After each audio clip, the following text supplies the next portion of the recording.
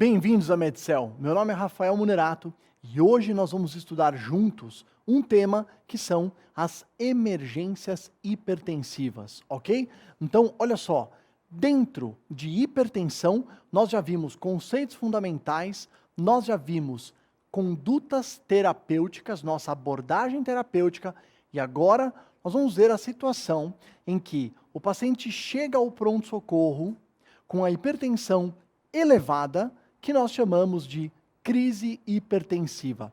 Só para reforçar um slogan que a gente colocou em todas as aulas, de que pela importância epidemiológica da hipertensão, vale a pena toda a nossa dedicação em estudar esse tema, tanto para a vida como para a gente se preparar para a prova. Então, hipertensão arterial na sala de emergência é o que a gente vai ver agora, que quando vocês pegam a nossa diretriz ou livros de cardiologia, ele está descrito como crises hipertensivas, ok? Então vamos lá.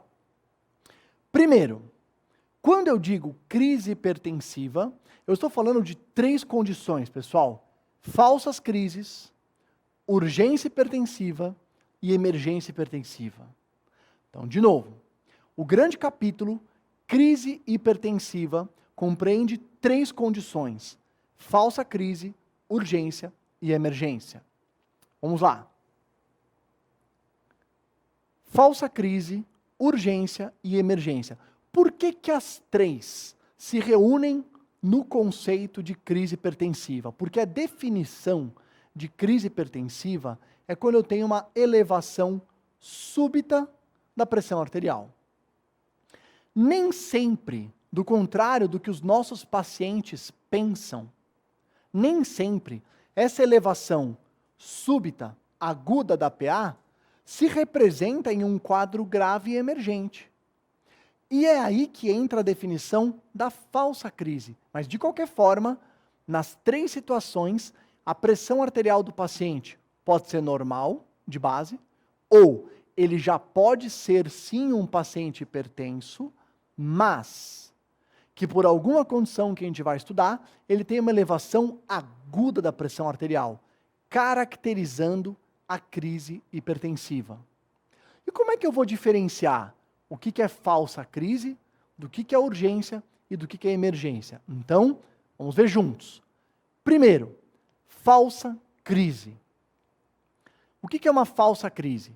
O paciente chega no pronto-socorro, ele está verdadeiramente com a pressão elevada, mas existe uma condição secundária que está levando essa hipertensão ficar elevada. E mais do que isso, quando eu vou fazer a minha anamnese, ele está assintomático do ponto de vista de alvos da hipertensão arterial.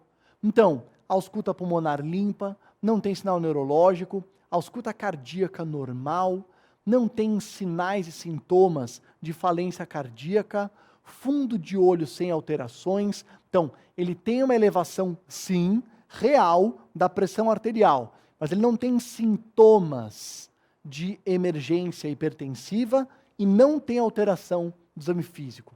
Então, muitas vezes, estes pacientes que chegam hipertensos no pronto-socorro, exame físico normal, nenhum sintoma relacionado ao sistema cardiovascular, o que eles têm?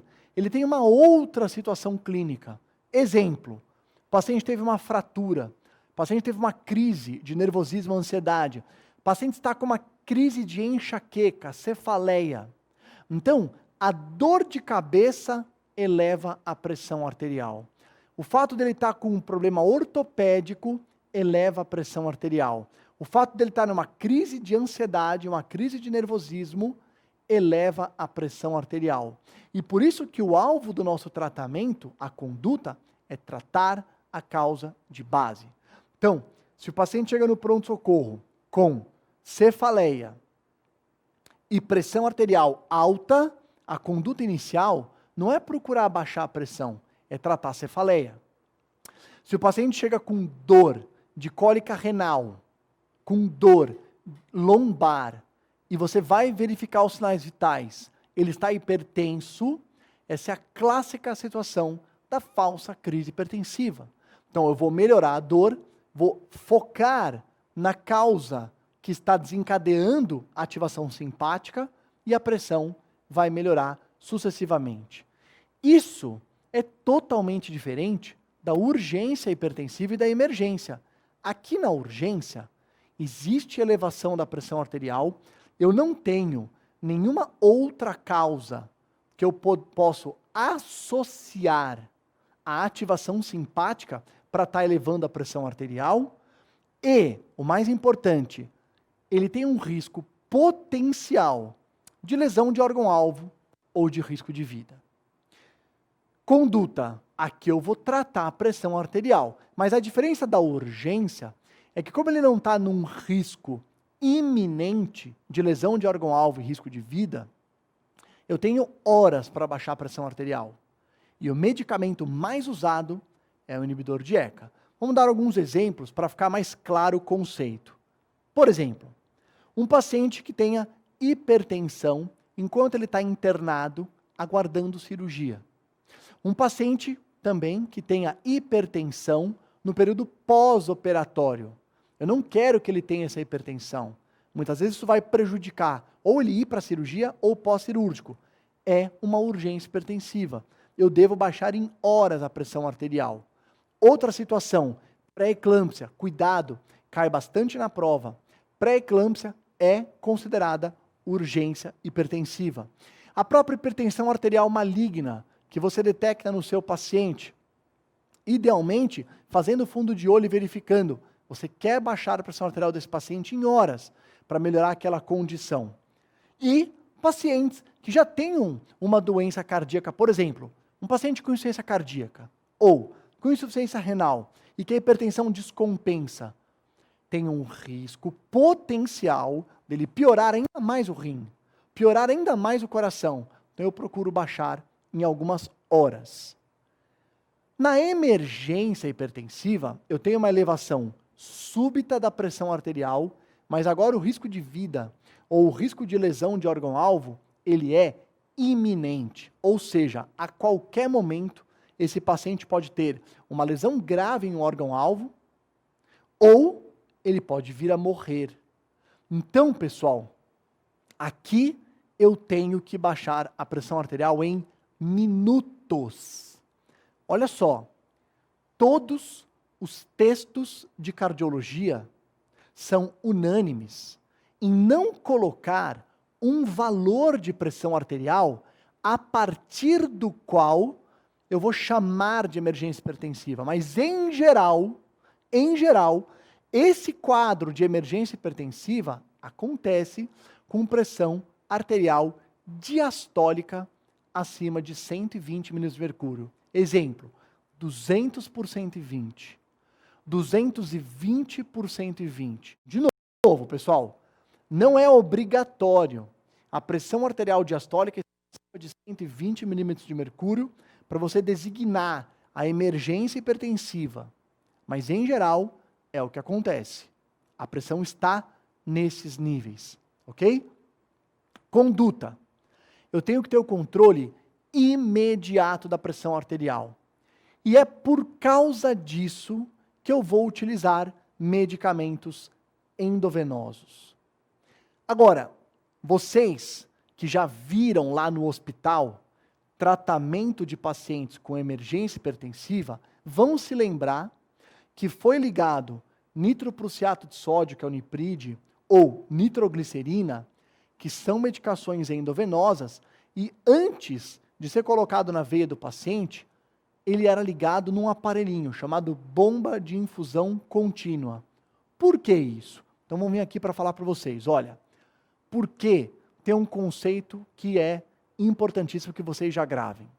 Quando o paciente chega no pronto-socorro com uma hipertensão de 220 por 120, é uma emergência hipertensiva, vamos supor, porque ele está com edema agudo de pulmão.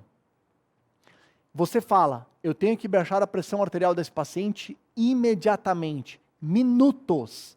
Então, claro que nenhum remédio via oral consegue fazer isso. Então você sabe que você vai ter que dar um remédio endovenoso. Só que você não pode abaixar muito a pressão arterial.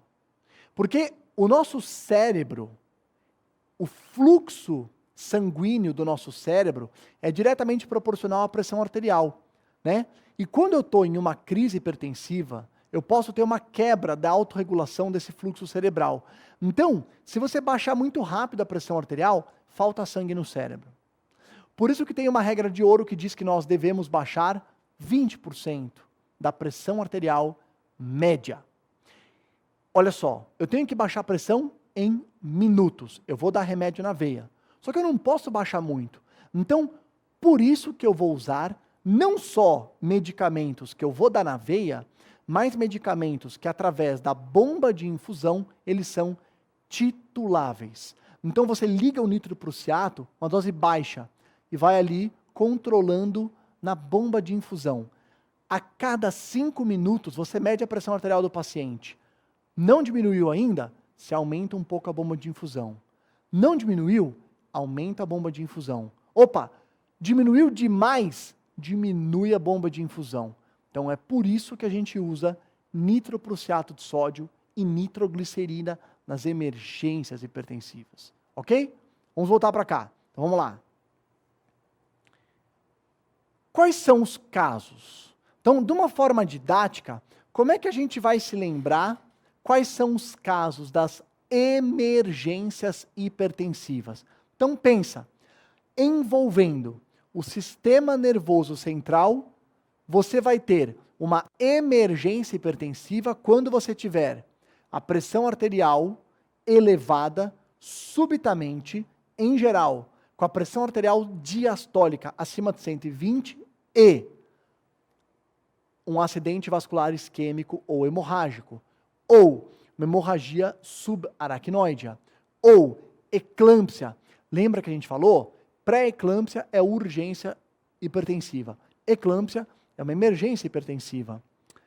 E encefalopatia hipertensiva. Então, para vocês lembrarem quais são as doenças incorporadas no capítulo emergência hipertensiva, pensa por sistema.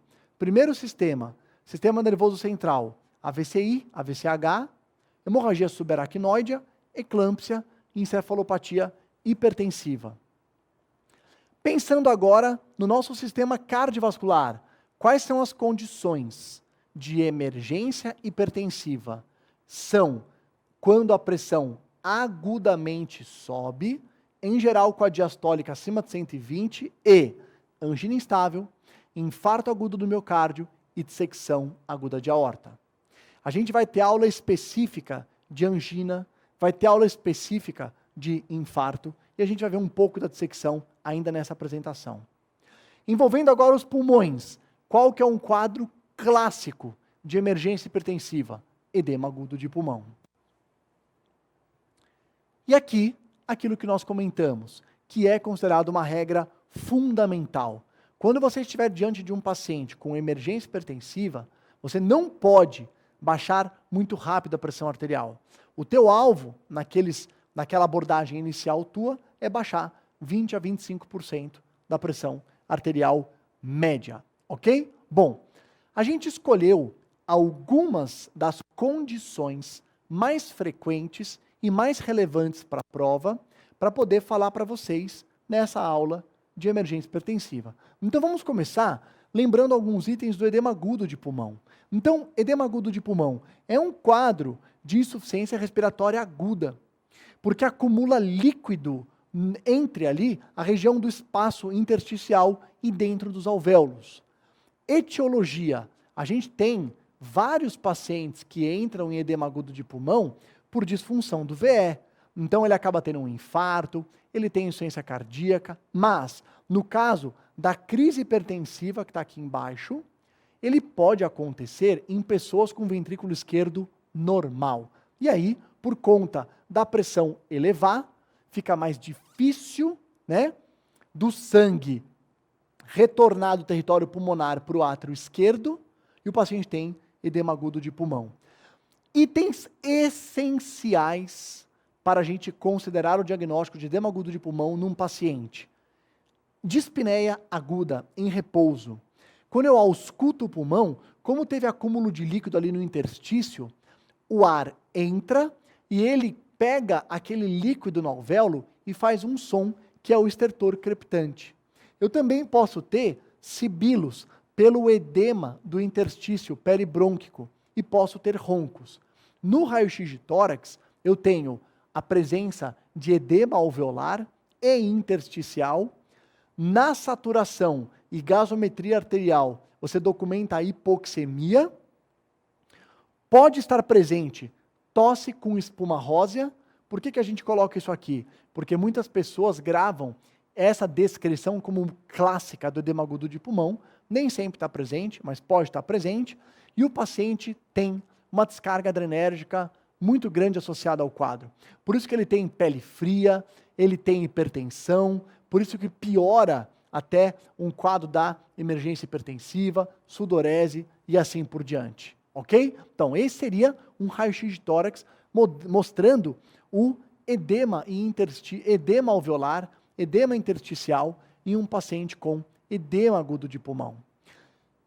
Eletrocardiograma. Ele faz parte do arsenal terapêutico que a gente faz em um paciente com edema agudo de pulmão, principalmente para descartar síndrome coronariana aguda. Tudo bem que você já fez os sinais vitais. Você sabe que esse paciente está em emergência hipertensiva, mas ele pode estar tendo um infarto. Então, claro que eu tenho que fazer um eletrocardiograma, descartar síndrome coronariana aguda, pelo menos manifestada naquele eletro inicial, descartar arritmias, gasometria arterial, se for feita, ou se vocês encontrarem isso em uma prova, lembrar que dependendo da fase do paciente, ela tem valores diferentes. Então, numa fase inicial, o paciente hiperventila, joga fora o CO2. Então, eu só vou ter na gaso uma diminuição do PCO2. Numa próxima fase, eu começo a ter a hipoxemia e diminui o PO2. E numa última fase, mais grave, mais avançada, o paciente entra em falência da musculatura respiratória. E aí começa de novo a subir o PCO2, mantendo-se hipoxemia. Nessa fase, em geral, o paciente está próximo até de ser candidato para intubação orotraqueal. Condutas. Como é que a gente trata esses pacientes? Bom, é uma emergência clínica, seguindo as normas do ACLS, monitor oxigênio e veia, então esse paciente vai para a sala de emergência, ele é monitorizado. Monitor significa, eu vou colocar todos os sinais vitais em avaliação constante, saturação, frequência cardíaca, pressão arterial não invasiva, um traçado simples de eletrocardiograma no monitor. Então todos esses são avaliações da monitorização do acrônimo aqui, monitor oxigênio e veia do ACLS. Claro, vou dar um suporte de oxigênio e às vezes para esse paciente não vai ser suficiente o aporte com máscara. A gente vai ver mais para frente que uma das condutas vai ser até a gente entrar com a ventilação não invasiva e pego acesso venoso para fazer as medicações endovenosas que vão ajudar esse paciente, principalmente no tema dessa aula, que é a emergência hipertensiva.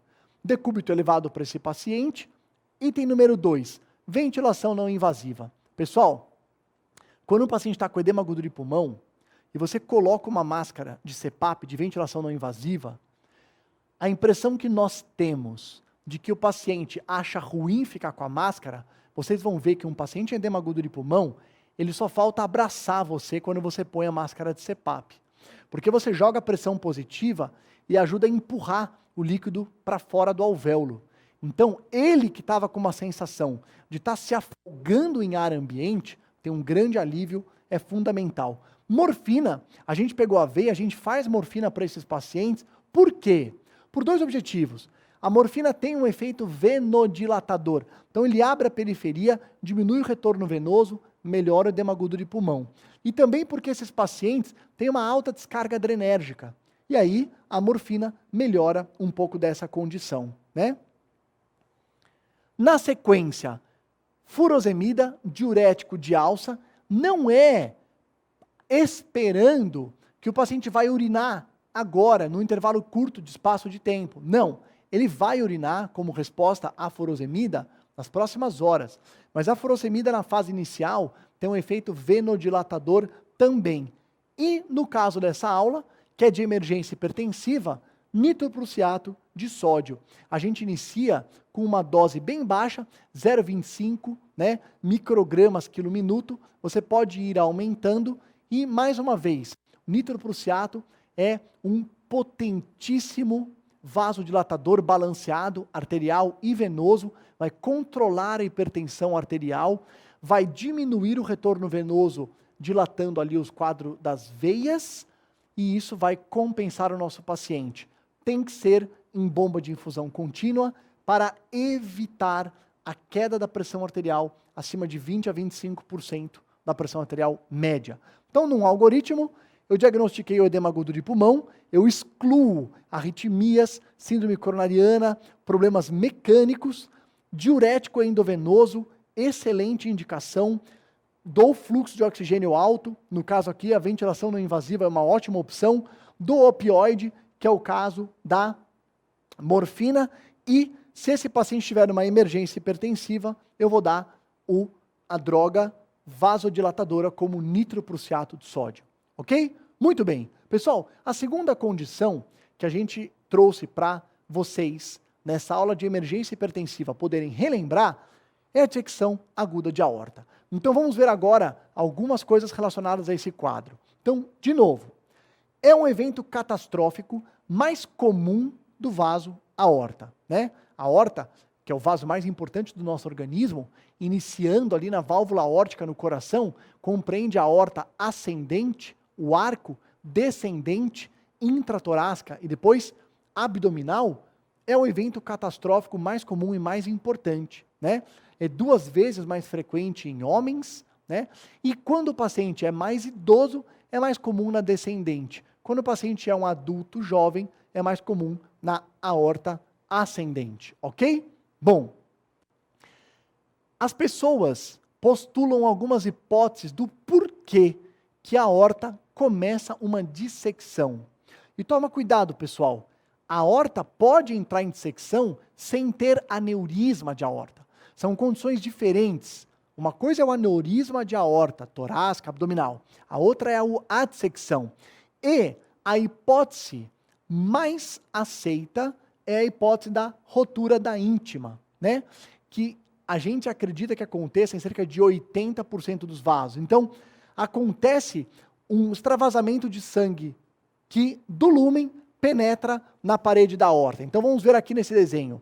Esta seria a rotura da íntima, tá? E o sangue penetra por dentro e progride na dissecção. Então está aqui a rotura da íntima como um dos principais mecanismos da dissecção aguda de aorta.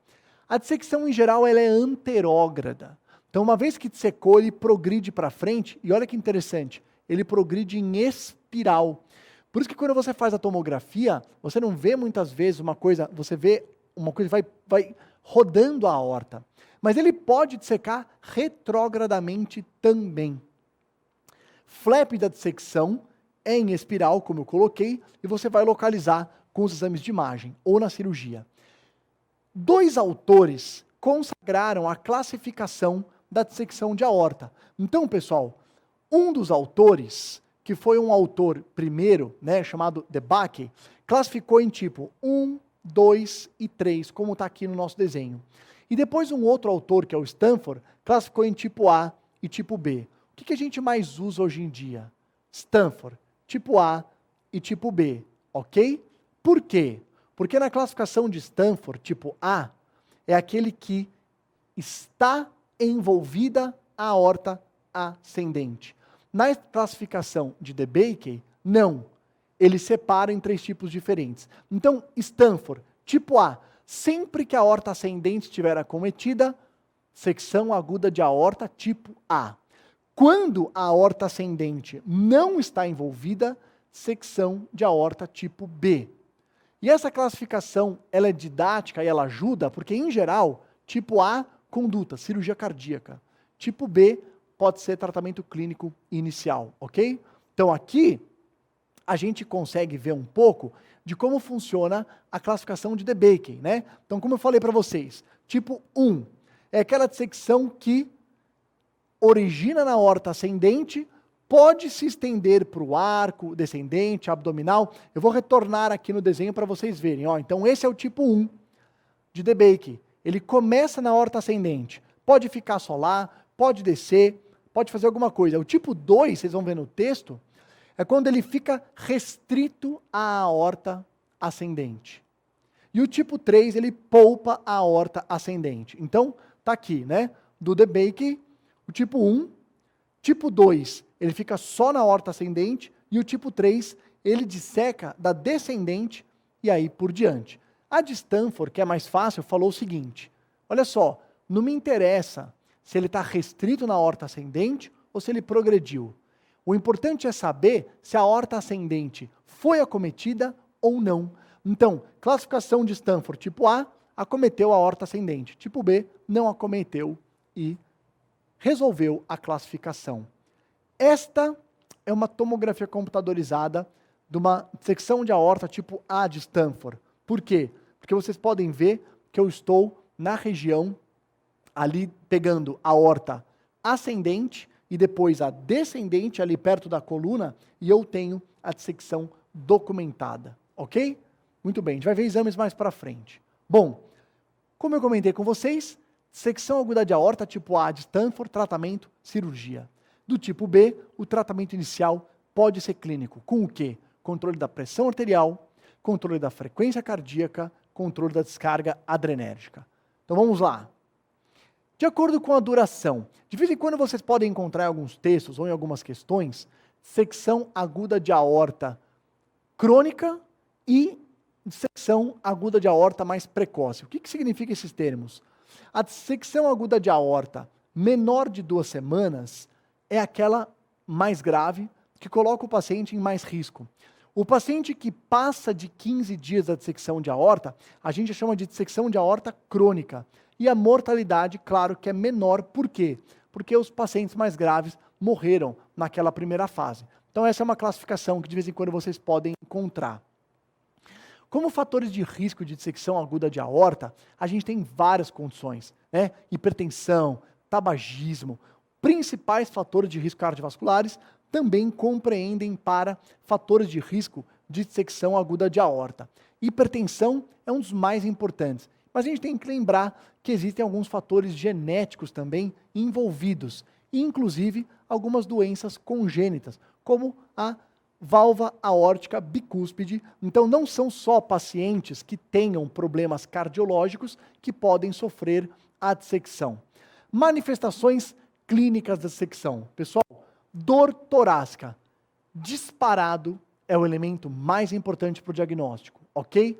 96% dos casos. Então, é como se a gente considerasse que se você está no pronto-socorro avaliando um paciente com emergência hipertensiva, quase não existe chance de dissecção de aorta ser um achado do seu exame físico ou exame complementar, tá?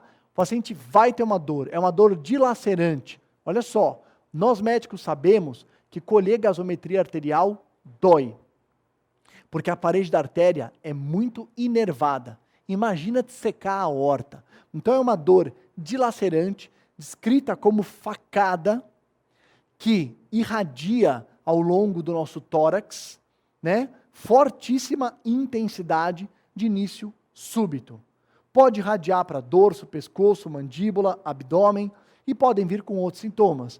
Sintomas de insuficiência cardíaca, sintomas neurológicos, dependendo até de se a dissecção está atrapalhando o fluxo sanguíneo para algum desses órgãos, ok? Então, como manifestações, olha que interessante, 7% podem ter sinais e sintomas de ICC, 9% pode ter desmaio, 6% pode ter um acidente vascular encefálico secundário à dissecção, 1 a 2% pode ter infarto. Um dos quadros, talvez, mais desafiadores são dissecções de aorta, que na hora que ele disseca a aorta ascendente, ele tampa o ósteo da coronária que sai da válvula aórtica. E o paciente faz um infarto com supra, só que ele está dissecando. Se esse paciente receber AS, clopidogrel ou trombolítico, ele morre, lógico. Então, quadro extremamente desafiador.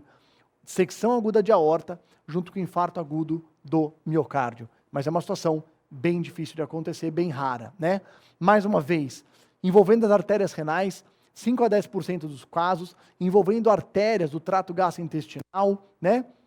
E, de qualquer forma, existem aqueles pacientes que podem ter dissecção de aorta, são casos muito pequenos, em geral pacientes que têm problemas relacionados à neuropatia sensorial, que é o caso de diabético, é caso de paciente que sofreu cirurgia cardíaca prévia e, portanto, teve denervação, ou pacientes que têm aneurismas de aorta prévio, podem sofrer dissecção com menos sintomas, ok? Bom, paciente, claro, por conta de dissecar em aorta proximal e ter o hemopericárdico, ou até ter a rotura da aorta com perda sanguínea, pode chegar numa situação mais grave de todas, que é a parada cardiorrespiratória, né? A insuficiência aórtica, quer dizer, por destruir a válvula aórtica, pode acontecer em 44% das dissecções tipo A de Stanford, que são aquelas que pegam a aorta ascendente, claro, né? Alterações de pulso arterial. Olha que interessante, pessoal. Eu vou vir aqui para essa câmera para a gente poder conversar mais de perto, né? Em geral, as pessoas focam muito, né, na suspeita de dissecção, em detectar alterações de pulsos. Isso nem sempre é verdade. Olhem esses dados, né, de prevalência de sinais e sintomas, como você tem alterações de pulsos em 19% dos casos. Então, cuidado, né, com algumas dados do nosso exame físico que não tem poder estatístico para excluir alguma das condições, ok? Muito bem, vamos lá. Hipertensão arterial. 70% dos casos está hipertenso, que seria o caso da nossa aula numa emergência hipertensiva, tá certo? Essa é a foto de uma dissecção aguda de aorta que destruiu a válvula aórtica e levou a uma insuficiência aórtica secundária à dissecção. Vamos lá? Bom, exames complementares. Os dois mais importantes, raio-x de tórax e tomografia de tórax, tá? Raio-x e tomo. Raio-x porque é rápido, ele é feito no leito. O carrinho do raio-x está lá na sala de emergência, então já vai e faz um raio-x de tórax. Para quê? Para ver alargamento do mediastino, para ver até derrame pleural hemorrágico, né? Hemotórax. Agora, a suspeita é forte, o raio-x inclusive ajuda na suspeita, tomografia de tórax. Por quê? É a tomografia de tórax que tem sensibilidade suficiente para você excluir o diagnóstico e especificidade para você fechar o diagnóstico, ok? Então, deixa eu vir aqui de novo para aproveitar para falando para vocês alguns itens de clínica médica que são fundamentais. Pessoal, todo exame que a gente pede, a gente deve se preocupar muito com sensibilidade e especificidade. Por quê? Sensibilidade é a chance de vir alterado em quem tem o problema. Então, se eu falo que um exame tem sensibilidade de 99%, significa que de todo mundo que tem aquela doença, 99% das vezes vai vir alterado o exame. Então eu confio muito no resultado negativo desse exame. No caso que a gente está conversando aqui, a tomografia de tórax, ela é sensível e específica, o que é o ideal. É o que a gente adoraria em todos os exames. Então, se a tomo vier negativa, eu confio que não está dissecado. E se a tomo vier positiva, ela já me indica a dissecção, aonde que ela está, quais são as condições, e eu acredito no diagnóstico, ok? Então vamos voltar. Olha só. Raio-x de tórax. Alteração mais comum, o contorno aórtico aumentado, alargado. 80 a 90% dos casos vai ter alteração do contorno aórtico, nos casos da dissecção tipo A, claro, né? 12 a 15% dos pacientes pode ter um raio-x normal. Então, raio-x ajuda? Claro que ajuda, mas ele não tem sensibilidade para que, caso ele venha normal, eu exclua a dissecção, tá bom? Então, isso é muito importante. Depois do raio-x, então aqui seria a imagem do raio-x de tórax, mostrando ali o alargamento do botão aórtico, perfeito? Bom, esse é um outro raio-x mostrando um derrame pleural hemorrágico por conta da dissecção aguda de aorta, né? Então, um hemotórax. Ecocardiograma. Olha só, antes da gente entrar na tomo, a gente colocou a discussão do eco, por quê? Porque tem alguns pronto-socorros que o eco até tem bastante disponibilidade. O médico traz o ecocardiógrafo portátil e faz. Então vamos fazer algumas considerações com o ecocardiograma. Bom, o eco transtorácico tem uma sensibilidade muito ruim, né? Olha só, 59% a 83%. E ele é menos específico também. Ou seja, se ele vem normal, eu não fico seguro de excluir. E ele também não tem muito poder para fechar o diagnóstico. Então ele nem ajuda a excluir, nem a fechar. Mas se ele estiver disponível, estiver fácil, a pessoa habilitada para fazer estiver presente, claro que ele pode ser feito. Se a suspeita foi uma dissecção de aorta tipo A de Stanford, o transesofágico já melhora muito. Por quê? No tipo A, a sensibilidade agora vai de quase 80% até 100%. Então, se a tua suspeita maior foi a dissecção tipo A, ou a dissecção tipo A, que é a mais perigosa, que vai para a cirurgia, aí o transesofágico pode vir a ajudar. Então, mas como resumo desse exame, um eco negativo não exclui dissecção, e por isso, depois do raio-x, ele não é considerado o exame de escolha mais importante. É a tomografia. Então, a tomografia, principalmente tomógrafos mais novos, que a gente sabe se o tomógrafo é melhor ou pior pelo número de detectores. Por quê? Porque a tomografia, pessoal, é um raio-x, é um feixe de raio-x. Então, órgãos que têm movimento podem distorcer a imagem. A nossa aorta tem movimento por causa do fluxo sanguíneo. Então, quanto mais detectores, melhora a avaliação. Sensibilidade, especificidade de 95% a 98%. É tudo o que a gente queria. Um exame que, se vier negativo, eu acredito que não tem dissecção.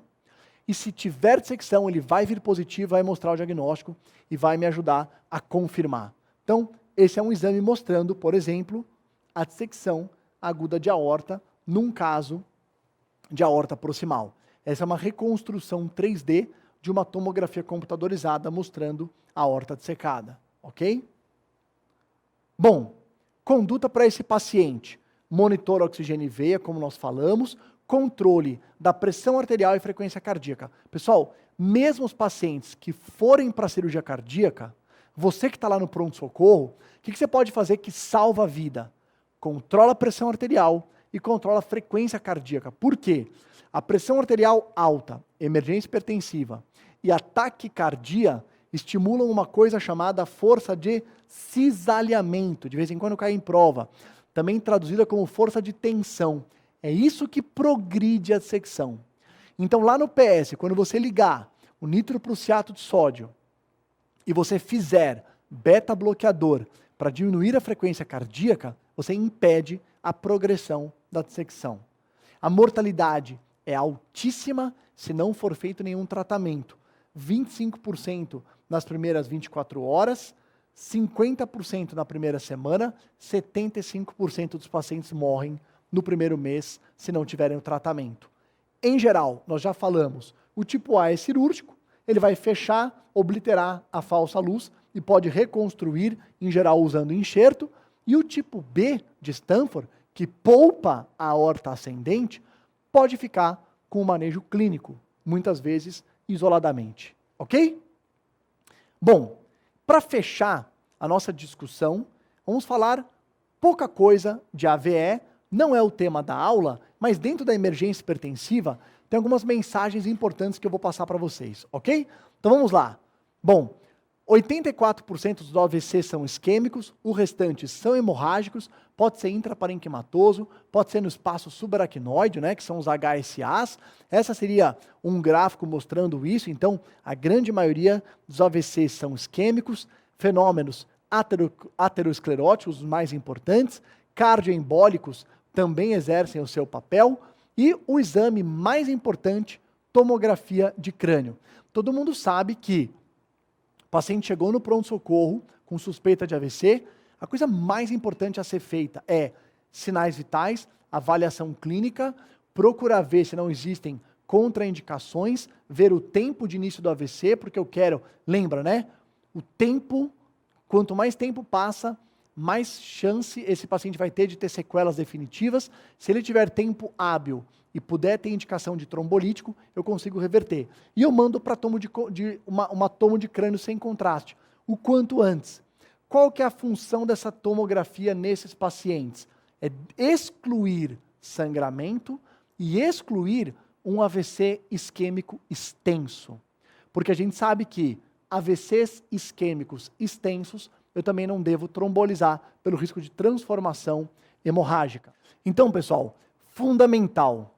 Inclusive, os hospitais que têm certificação de qualidade, o tempo que demora da chegada do paciente até ele ir para a tomografia é um dos critérios de qualidade, ok? Então, vamos agora avaliar aqui dentro da conduta do AVC, qual é o fluxograma que é proposto para ser seguida. Suspeita de AVC, você faz avaliação clínica, avaliação laboratorial, principalmente se preocupando com HB-HT, porque você pretende usar o trombolítico, se preocupando com exames de coagulação sanguínea, com exames de função renal, o eletrocardiograma, tomo de crânio.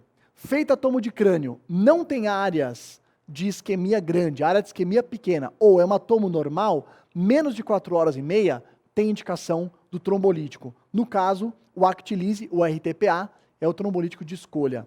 Não vai ser possível fazer o trombolítico, aí esse paciente vai seguir a conduta conservadora, ok? Critérios de inclusão, só para a gente melhorar essa nossa discussão e chegar no ponto fundamental, considerando que a aula é de emergência hipertensiva. Então, olha só, para quem que eu penso em usar o trombolítico no AVC? Adultos, quando o seu diagnóstico clínico é de um acidente vascular isquêmico, principalmente aqui para descartar a suspeita de um AIT, né? Então, que eu não vou utilizar. Início dos sintomas em menos de 4 horas e meia, né? Tem aqui uma observação que se o paciente percebeu os sintomas quando ele acordou, eu devo considerar o início dos sintomas quando ele foi dormir e estava normal. O último horário acordado normal, ok? Então, se os sintomas notados ao acordar, considerar o último horário que ele estava acordado. Tá certo? Então, por exemplo, o tempo é fundamental para dar trombolítico. Imagine que o paciente acorda às 4 da manhã, vai ao toalete, percebe a boca torta, vai para o hospital, chega às 6 da manhã, ele não tem 2 horas. Você tem que pegar o horário que ele foi dormir e fazer essa conta. Outro critério para usar o trombolítico, nenhuma alteração na tomo de crânio. Ou, se tiver alteração, não pode acometer mais de 1/3 do território da cerebral média. E não pode ter sangramento claro. Aspects é um score que o radiologista faz de perfusão cerebral. A perfusão normal, aspects 10. Diminuir um pouco a perfusão, 9, 8, 7. Se baixar de 7, eu também não devo fazer o trombolítico, ok? Bom, e agora se preocupando com a nossa aula, que é de emergência hipertensiva. Olha que interessante. Se o paciente for candidato ao trombolítico, eu tenho que baixar a pressão arterial e eu vou fazer isso com nitroprussiato de sódio para níveis entre 180 e 110. Então, eu não devo fazer trombolítico com pressão arterial acima de 180, 185 por 110. Então, se ele chegou com 200 por 120, eu vou usar o nitroprussiato de sódio para baixar a pressão arterial, porque ele é um candidato ao trombolítico. Agora, se você está tratando um paciente com AVC e paciente chega no pronto-socorro com 7 horas de isquemia, você não tem chance de usar o trombolítico, você não toma nenhuma conduta até a pressão subir de 220 por 120. Então, de novo, pessoal, se eu for usar o trombolítico, eu tenho que controlar a pressão arterial. Se eu não for usar o trombolítico, eu deixo o paciente ficar hipertenso até 220 por 120. Então, se ele tiver 200 por 110, não baixa a pressão arterial. Para quê? Para não alterar a regulação do fluxo cerebral. Lembra, o fluxo cerebral é diretamente proporcional à pressão. Agora, se ele chegar com 230 por 130, aí é muito alta, eu vou ligar aqui o nitroprussiato de sódio da mesma forma. Essa seria uma tomografia de crânio mostrando uma tomo normal, sem isquemia extensa, sem sangramento, que é a tomo que você adoraria encontrar para tratar o seu paciente. Por fim, essa é a tabela com os principais medicamentos utilizados nas emergências hipertensivas. No nosso país, o mais utilizado, nitroprussiato de sódio e nitroglicerina. Pessoal, qual é a vantagem um sobre o outro? Olha só, nitroglicerina é muito mais cara e ela é principalmente venodilatador e dilatador coronariano. Então a gente dá preferência à nitroglicerina quando eu tenho uma emergência hipertensiva mais angina instável, infarto com supra, infarto sem supra. Ou seja, emergência hipertensiva com uma síndrome coronariana aguda. Já todas as outras condições, AVC, edema agudo de pulmão, secção aguda de aorta, nitroprussiato de sódio, cai muito bem, ele é menos caro, ele é um pouco mais barato e ele é um excelente fármaco. Ele é um vasodilatador balanceado, arterial e venoso, então vai cumprir muito bem o seu papel. Ok? Muito bem. Pessoal, isso é o que a gente tinha para trazer para vocês sobre emergências hipertensivas, lembrando do conceito da urgência e da falsa crise. E com isso a gente fecha as principais discussões desse grande tema hipertensão. Muito obrigado e até a próxima.